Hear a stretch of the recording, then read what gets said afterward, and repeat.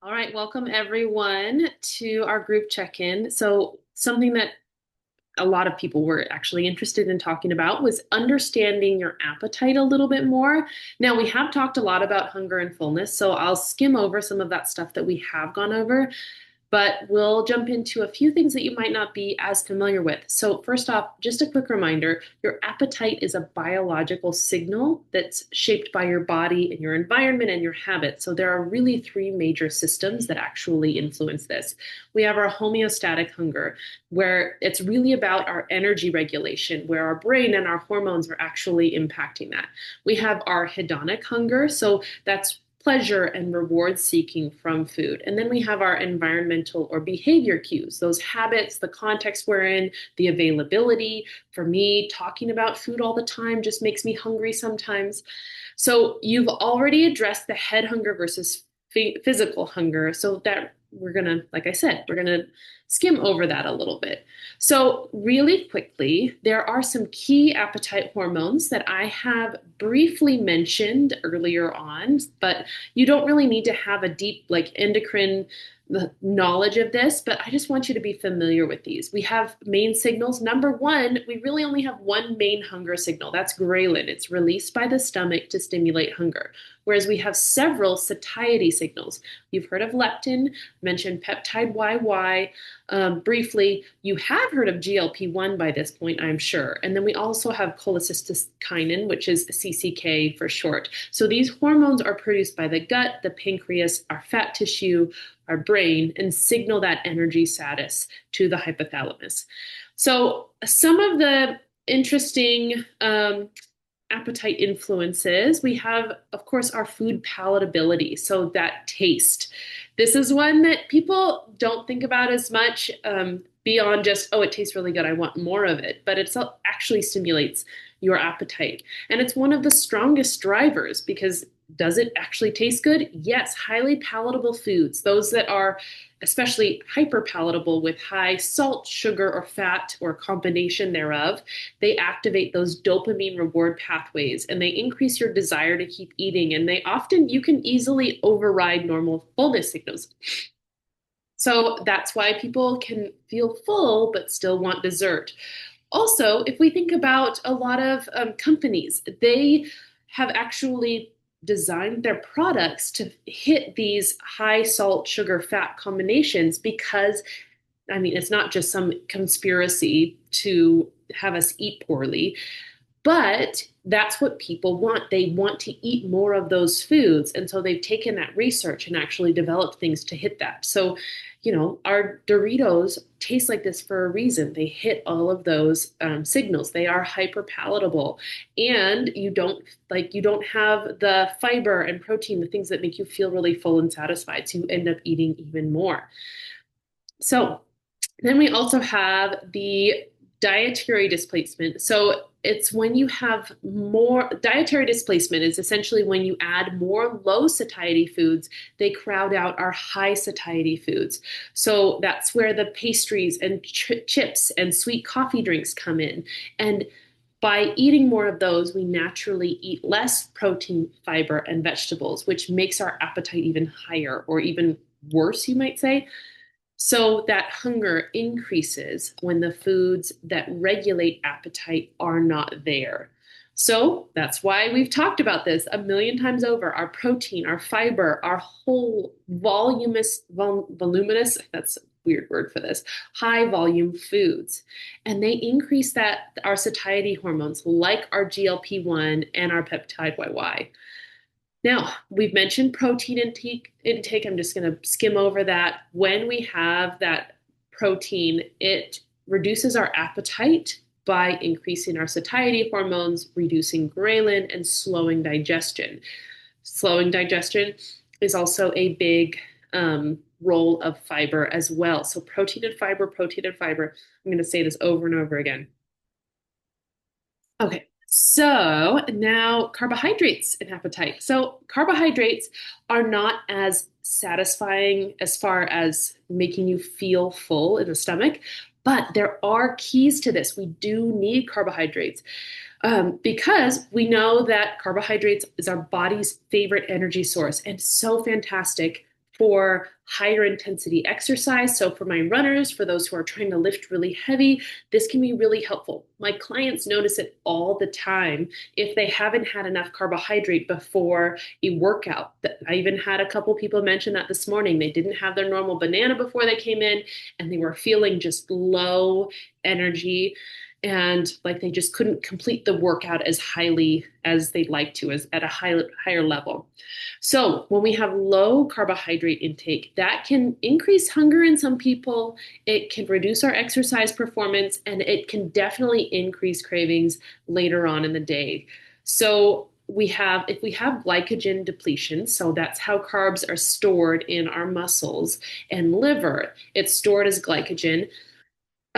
Your body wants to build that back up, especially if the blood glucose is fairly unstable or if we have higher cortisol during exercise. So just we want a balance of everything. This is basically what we're learning here. There is no one thing that should just be completely cut out. Now, our exercise intensity, this is one I really noticed when I was an athlete. So it's kind of fascinating. So research shows that high intensity exercise temporarily suppresses appetite.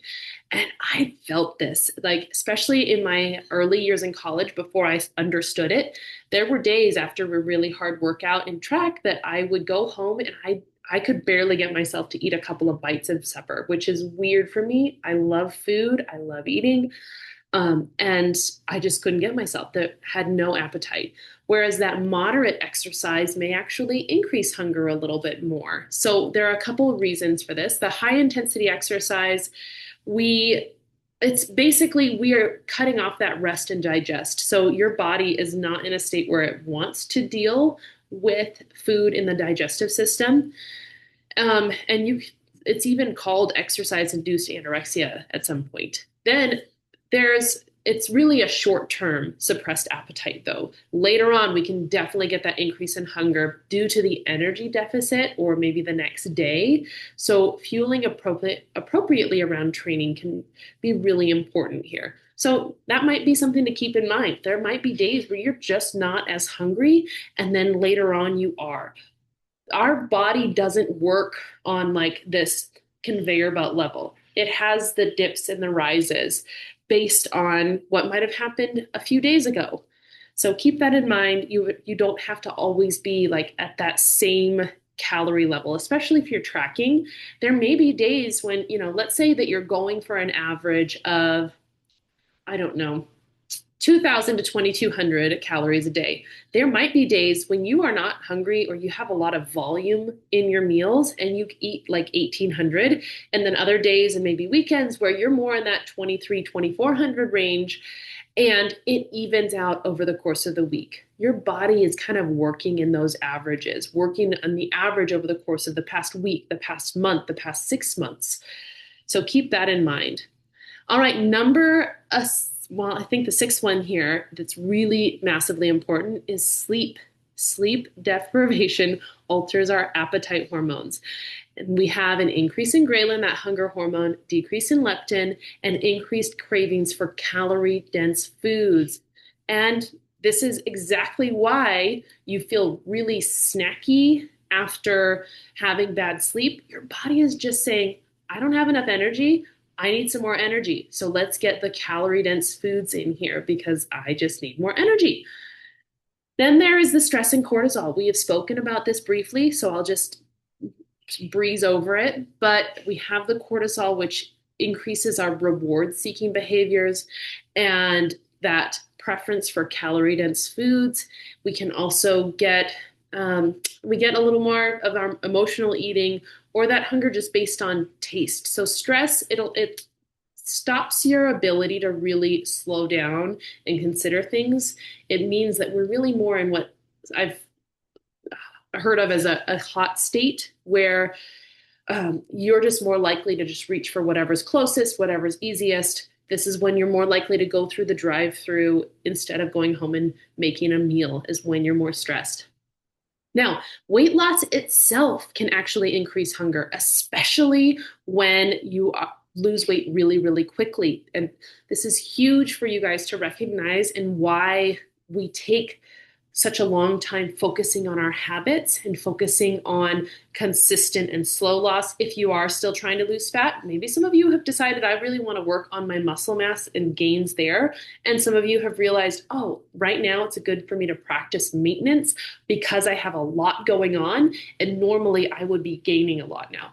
So after fast fat loss, we have an increase in ghrelin, our hunger hormone. Our leptin, one of our satiety hormones, really decreases, and our metabolism slows, usually because the body is saying, I don't have as much energy, so I'm not going to be casually moving around as much. So your non-exercise activity is going to decrease fairly drastically.